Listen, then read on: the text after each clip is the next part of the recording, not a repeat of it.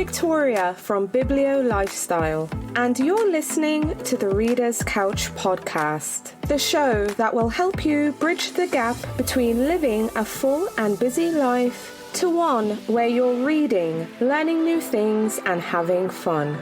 Today on the couch, I'm so excited to welcome author Helly Acton to talk about her novel Begin Again. In Begin Again, we meet Frankie McKenzie, who on her way home from a disastrous date, dies in a freak kebab-related accident. But soon she finds herself at the station, an otherworldly realm where she's offered a miraculous second chance to revisit key moments from her past and make different decisions. So we see her exploring different life paths and navigating these alternate realities, all while seeking to discover the fulfilling life she's always dreamed of.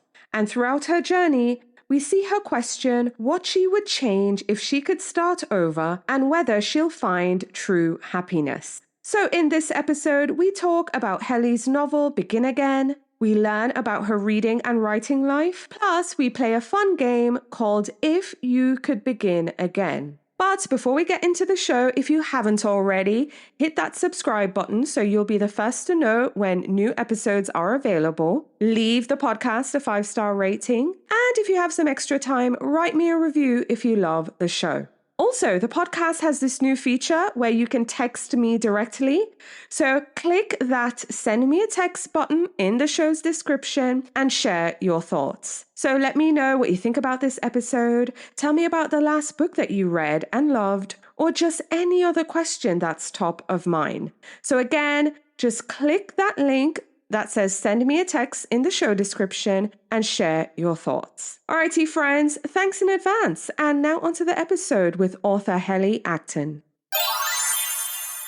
Hi, friends. Welcome again to the Reader's Couch. I'm your host, Victoria Wood, and here on the couch with me to talk about her novel Begin Again is Helly Acton. Hi, Helly. Welcome to the Reader's Couch. Hi, Victoria. Thanks so much for having me.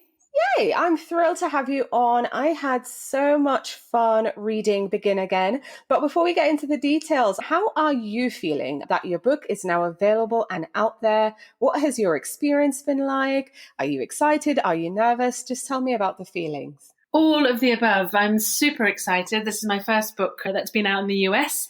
I've had 2 books previously, which I can chat about later. But yeah, really excited. And I've had such a warm welcome from everyone over the pond. It's been really lovely to see. And I think what I've also loved is that I've been seeing posts on Instagram from the States, and I've just made some new friends, met some new people through this. So it's been a really lovely experience, and hopefully one that I will recreate with some more novels. Yeah, that would be incredibly exciting. But we're here to talk about Begin Again. I would love listeners to hear it straight from you. Tell us about your book.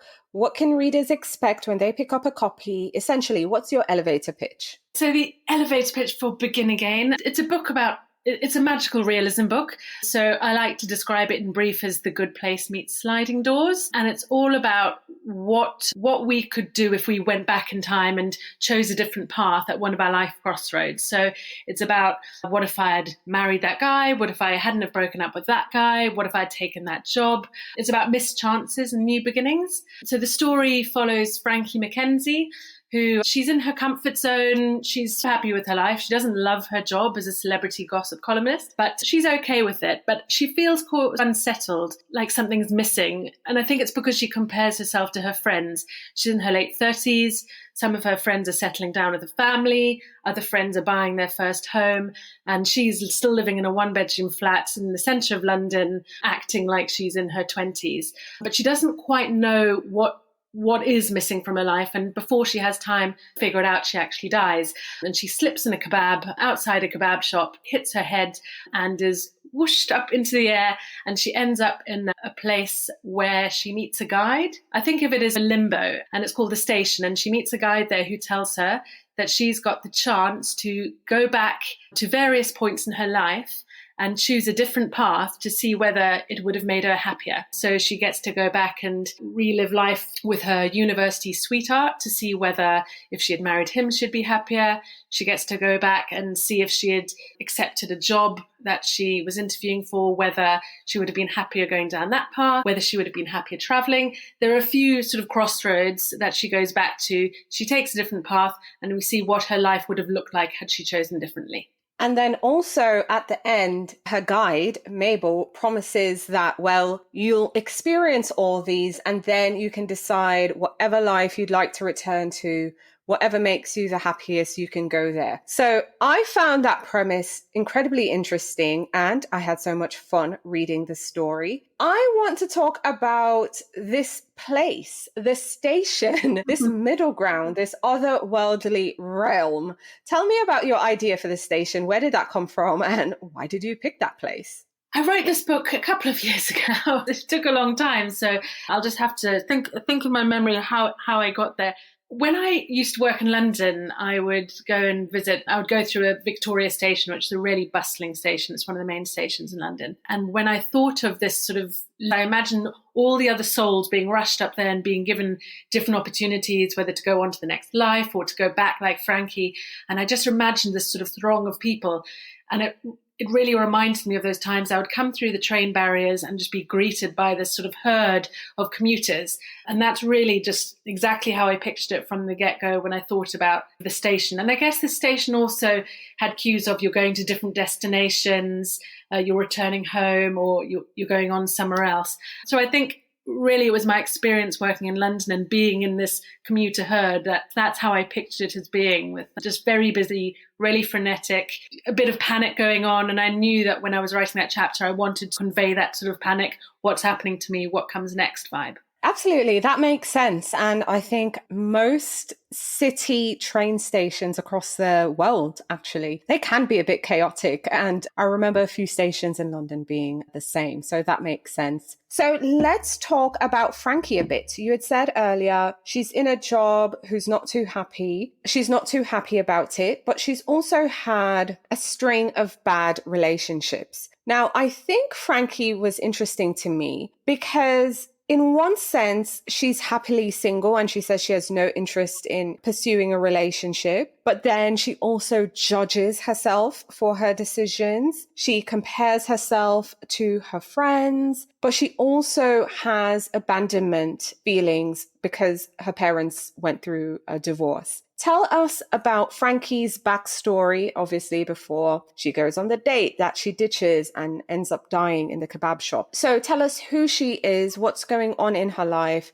and just all the big feelings she's having prior to her date. So when we first meet Frankie, I think she's a bit jaded with dating. Going back to revisit sort of her past and her relationship past, she had the long-term love. She met someone at university. She had a really exciting relationship with someone she worked with who was senior to her. But in more recent times, she just had date after date, and none of them have led to anything interesting or exciting. And they've always ended with a sort of weak cheek kiss and a goodbye, and she hasn't heard from them again. And she hasn't necessarily wanted to hear from them again either, because she hasn't been excited by them herself. So I think she's fallen out of love with dating, and she doesn't ever expect dates to go anywhere. So when we first meet her at the start of the book, she's on a date with Ollie Sarpong, who's a lovely guy, but she expects that it's going to go badly. So she doesn't actually put that much effort into it. And she leaves and goes the opposite direction, expecting never to hear from him again. And I think it's because when she was younger, her parents got a divorce. Her parents were chalk and cheese. And although they were a strong team when she was growing up, they announced they were getting divorced when she was 18 and on her way to university. And I think that through her, it made her not believe that relationships maybe could last.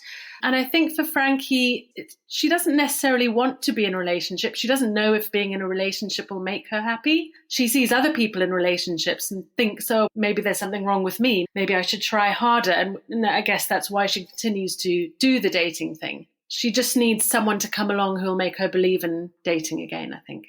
Yep, that makes sense too. Of course, our experiences or background and everything shapes us and it's clear we see how that shapes Frankie. Like you said earlier, she has the opportunity to revisit different points in her life that were very pivotal. I made a list. So it's, what if she said yes to an ex-boyfriend? What if she gave another ex a different chance? What if she moved to Mexico? She took a different job. So I think Frankie has a lot of opportunity to see what if, which is a thing I think it's natural for us humans to think about. What if I did this, or what if I did that? So tell me about coming up with the situations that Frankie had the opportunity to relive, and why did you pick those? I guess I'll be open and say that some of them were probably I could relate to myself. I haven't turned down a marriage proposal, but I have left a marriage. That was one of my big life crossroads. What I wanted to do was show a variety of choices. So not only relationships, but I also wanted to tap into crossroads that I'm sure all of us will be able to relate to in terms of our career. I wanted to make sure that Frankie wasn't choosing her life path based on love. It was also her career choices. It was her lifestyle and her living situation. Does she want to go and live in a far-flung land, or does she want to stay close to home? And then, of course, we had the two sort of pivotal relationships in her life, one being the university sweetheart who proposes to her and she turns him down, and the other being the exciting high flyer who's a cad and unfaithful, and does she give him another chance? I guess I was trying, with all of these crossroads, I was just trying to create a variety of decisions that readers might be able to relate to. Yes, I found some of them quite relatable myself too. But now I'm even more curious. What inspired you to write Begin Again? Like, where did the idea come from? Of course, to give this woman another chance to revisit the pivotal experiences and situations in her life, creating this station with this guide who will essentially send her back to a life of her choosing, and just her having the opportunity to see what if. Where did this idea, what was the spark for this novel? The spark was because I ask myself what if all the time. And it's not because I am despondent, it's because I'm really just curious. I guess I think I can see my life as being split into really distinct chapters. I've lived in many different places. I've had many different jobs. I've had many different boyfriends. And I feel like when I look back, I know you say that people don't change, but I feel like I was quite a different person in all of these chapters. And so the person I became in each chapter was based on the choice I made at the end of the previous one. And I've always thought, what if I used to live in Australia, for example. What if I'd stayed in Australia and I didn't come back to London? If I'd done that, I wouldn't have met my current husband and I wouldn't have my two boys. Or what if I decided to continue studying law, because I studied law at university and I decided it wasn't for me, and I went into creative advertising and I became a copywriter, and that's what started my writing journey. And if I hadn't have done that, would I have ever had a novel published? So I ask myself what if all the time. And it's not even about the big questions necessarily. It's what if I'd gone on holiday here, or what if I'd chosen this house instead of this house to live in? Like, who would I have met? What friends would I have made? I just think it's quite a naturally curious question to ask. And I feel like a lot of people think about this themselves. And I really wanted to imagine a story where you could revisit that and actually see what would have happened had you made different choices. Because some of the what ifs I ask myself, they can end up in quite a dark place. And I think, God, if I'd stayed in Australia and then COVID would have hit and I wouldn't have seen my family. And it can become quite easy to get in this little hurricane and whirlwind inside you, panicking, thinking, I'm so glad I made the choices I did. And then there are other times where I think, what if I'd stayed in Australia? The weather would be so lovely. It's just curiosity about how my life could have looked had I chosen differently. I think you're right. We all have these thoughts. I think just not many of us might say it out loud. So I think maybe by reading Begin Again, it will encourage maybe readers to have that conversation with their friends, because now they have the book to talk about. What if I did this, or what if I did that? So on that note, I'd love for us to play a little game. It's called If You Could Begin Again, because obviously the book is entitled Begin Again.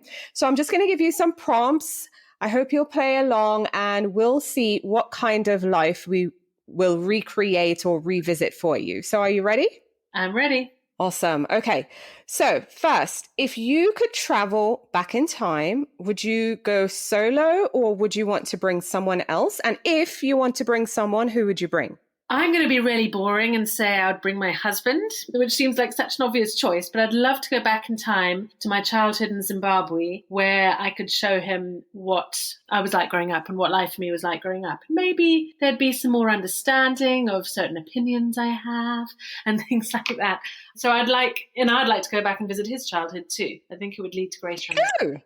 I like that 2 for 1. Okay, so you're going back to Zimbabwe, the time you're going back to your childhood. What would you like to see and do, or just observe with your husband? So just imagine like you are up in the sky looking down at childhood you. Yeah, what particular time or experience do you think would be fun to revisit? I think my junior school days, I really loved junior school in Zimbabwe. It was very outdoors life. I had lots of lovely friends. I think I would go back, and if I could communicate with my younger self, I would tell her to consider writing as a career sooner in your life, and to encourage me to do that, because I only really started writing novels about 6 years ago. And I think it was because I never thought I could become an author. I thought that was way out of reach. It's like saying I want to make it in Hollywood or something. So I think I would go back, and I would go back to junior school, and I would encourage my younger self to write more when I was younger and to pursue that sooner. Oh, I love that. Okay, is there something in particular you'd like to learn or change? Now, I know you would say you can pursue writing, but is there something you'd like to learn from your younger self, or be reminded of that maybe your younger self loved to do or didn't want to do? Or is there something you'd like to change? I would like to tell my younger self to stop chasing boys, because they were always going to happen. I think when I was younger, I just had this like one goal. Obviously not too young. When I got into my teens, I was obsessed with finding a boyfriend and stuff, which meant I chose some real rotters. So I think I'd like to go back and say, just, Paul, you don't have to have a boyfriend. Enjoy your life, enjoy your friends, and focus on yourself. Life isn't all about boyfriends, because they'll come and go, and maybe they won't come, and that's fine. Just be happy with what you're doing. I think that's what I tell myself. That sounds like some proper advice there. Would you bring something back? Because it sounds like you're a bit like me. I've moved around quite a bit in my life. So is there something you'd like to go back to, that childhood, teenage? Is there something that you really loved or you'd want to bring back with you to the present day? So this is one thing you can take and bring back to present time. I feel like I need a deep and meaningful answer to this question, but what I'm going to say is that I had a Smashing Pumpkins poster on my wall when I was in my teenage years of Billy Corgan, who I used to be totally in love with. And I don't know what happened to that poster, but I absolutely loved it. And it was on my wall for years and years. I think it got lost in the move. And I think if I could get that poster back, it would remind me of such happy days and such my fun teenage years. And I think that's something I'd like to bring back and hang up on my wall again and remind me of the good old days. Oh, I often say, when I think of one thing I wish I could have back, were like some cassettes my sister and I would record. They were like, I guess, early days of a podcast, but really just us commenting on the music that we would hear on a Saturday when folks would call in to request certain songs. So we'd put a cassette in, we'd record it, and then we add our thoughts and opinions, and then, next song, be quiet, and then recorded that one. That would be amazing. I've got a funny story, actually, which happened to me a couple of weeks ago. So the house that I'm talking about, where I spent my childhood in Zimbabwe, we left Zimbabwe in 1998, and I was going out with the boy next door, and he put a letter in the light switch of my bedroom and told me never to look at it. And then I think I left the country a couple of weeks afterwards. And about a month ago, we learned that the house was being demolished for commercial development. And I asked the developers in Harare to please look in the light switch of the bedroom at the back of the house. And they found the note 28 years later. No, you're joking. Yeah, so that was some wonderful nostalgia. And I posted about it on my Instagram. And I thought, God, that's such a writing prompt. And it was a very simple love letter in his very distinct handwriting. And that was really magical. Oh, I love that. I love that. I used to write in books when I was little, and I remember my handwriting, and it's very interesting kind of going back and seeing all that stuff. Mm-hmm. Wow, that is interesting. The developer found it. Wow, I am shocked. Okay, and the last question in our time traveling thing. Now, I know in books and movies and just anything magical realism that plays with time, there's often the option where the person has complete memory of what transpired and where they went and all the things. And then there's some where you have no memory. So memory or no memory. Would you be okay with your memory wiped clean, or would you want to remember time travel adventures? I'd want to remember my time travel adventures. I can't imagine a world where I wouldn't want to remember my time travel adventures. I'd be too nosy. I'm such a nosy person. No, I'd absolutely have to remember them. I would think it would be quite okay. Yeah, I agree. I would love to remember too. But some people, they're like, no, it's okay. I'm good. I got to see what I wanted to see, but I'm happy I didn't remember. I love to stew in the past. I'm a good grudge holder as well. Okay, that explains a lot. Oh my gosh. Thank you so much for playing the game. Thank you. So let's get into your writing life a bit, shall we? So you previously wrote The Shelf and The Couple. You did mention Begin Again was your first American debut. But for listeners who aren't familiar with these two books, tell us about them and what we can expect if we pick up copies. So I guess all of my books are slightly different because they're quite hard to categorize, really. I always think they're novels with a sort of side dish of romance, because really my novels have been about self-love and learning to love yourself again, building your own confidence as a woman, and also about friendships too, and the importance of friendships in your life over men. So my debut novel, The Shelf, which published in the UK in 20, that is about a woman who, Amy, thinks her boyfriend is whisking her away on a really romantic holiday to propose. So she prepares everything for that. And then she realizes that things aren't going to plan when he drops her off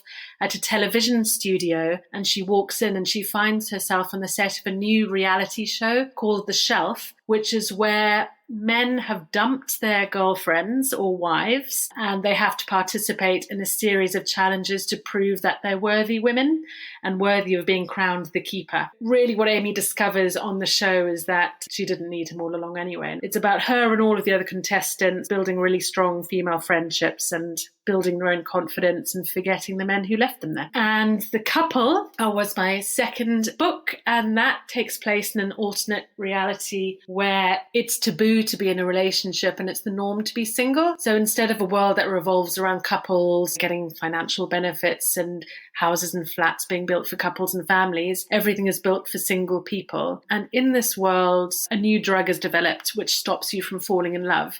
And our protagonist, Millie, works for the company that's creating this drug, and she works alongside a lovely man called Ben, and they fall for each other, but they're also developing this drug which she believes in, because she believes at the start of the book that falling in love isn't good for you. So it's a bit of a will they, won't they situation going on, and also will this drug take off, and it's all about the morals of the drug as well and the ethics and whether it's a good thing. Okay, so both of those books sound incredibly compelling to me. Both of them, actually, I was going to say, especially the last one, but I like the idea of a shelf. I'd love to see how that plays out, putting back girlfriends and wives and then having to prove that you're worthy. So I guess my question is, the vibe I'm getting, because I haven't read The Couple or The Shelf, but also when I think about Begin Again, it's so clear to me that women are at the center of your books.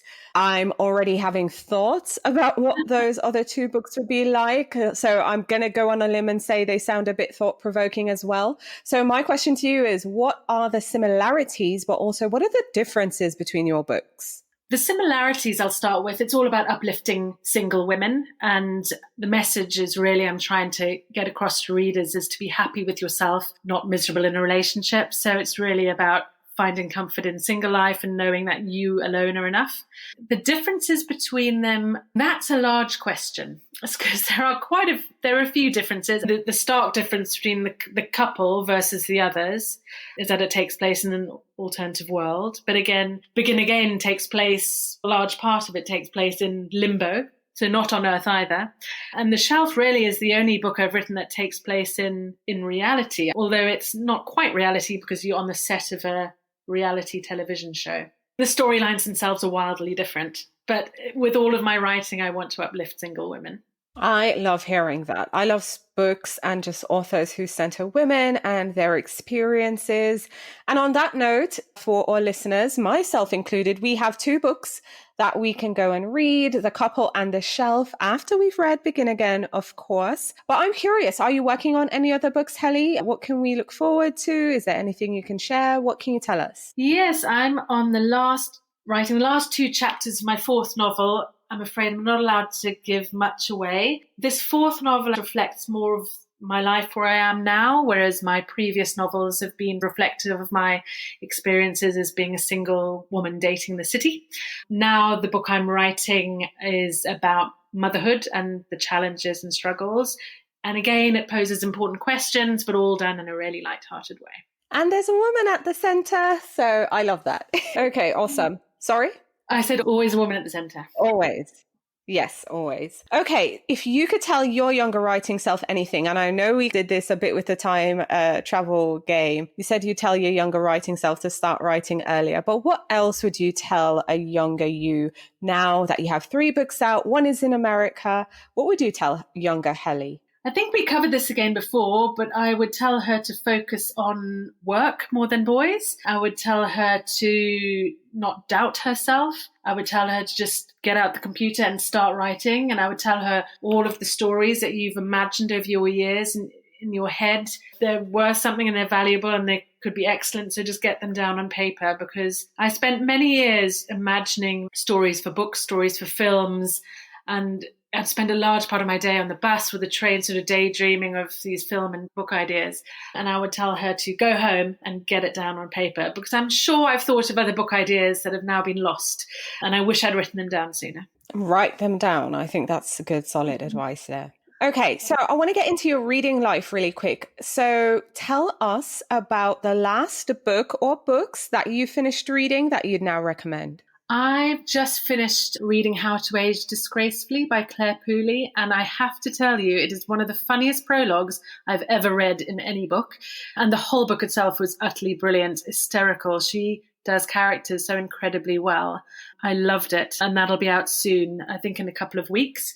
I was also on holiday recently and got really into Lisa Jewell, which obviously isn't in sort of the category of books that I write in, but I hadn't read Lisa Jewell before, and I read about 5 in 4 weeks, and really brilliant. And her latest one, None of This Is True, is really good. So those are my book recommendations. What is your childhood favorite that you can remember? So I guess it's an obvious answer, but I always loved Roald Dahl, and particularly The Witches and Matilda. I've started collecting Quentin Blake prints, and I've got one of Matilda up above my writing desk, and she's standing with her arms spread out over her pile of books, and I use that as inspiration to keep on writing. And that was when I was younger. As I got older, I got into Nancy Drew and Sweet Valley High I used to really like, and also some of Sue Townsend and The Diary of Adrian Mole. That was a favourite of mine when I was a teenager. Awesome. And what books are you looking forward to reading in the year ahead? I can't wait for My Favourite Mistake by Marian Keyes, which is out very soon, because anything Marian writes is gold. And also, I can't wait to read The Love of My Afterlife by Kirsty Greenwood. It's had some brilliant first reviews, and the concept is just perfect. I love it. I'm also really looking forward to reading The Future by Naomi Alderman, because when The Power came out, I was totally obsessed with that book. And I just love the setting. And I quite like sort of some darker books as well that question society and the universe. So I'm really looking forward to that. Yeah, it sounds amazing.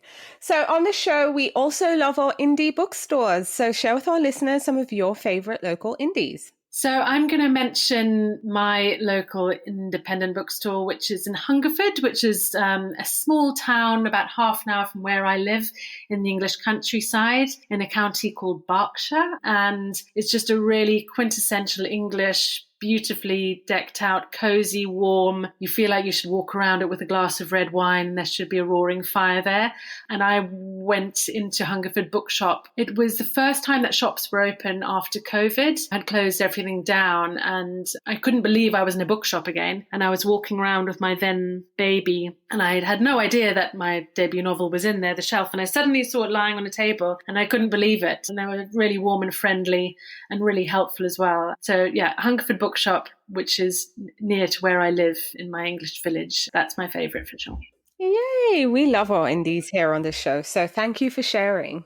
Thank you, sir. Okay, getting back to your book, Begin Again. I know you've done your job. You've written your book. You've given it to us now. It's up to us readers to read it and then talk about it and hopefully love on it and share it with our other book friends. But what are you hoping for as the author in an ideal world? What are you hoping readers might think or feel or talk about and discuss after they've turned the last page? I guess what I'd really like readers to ask themselves is what would they change if they could begin again?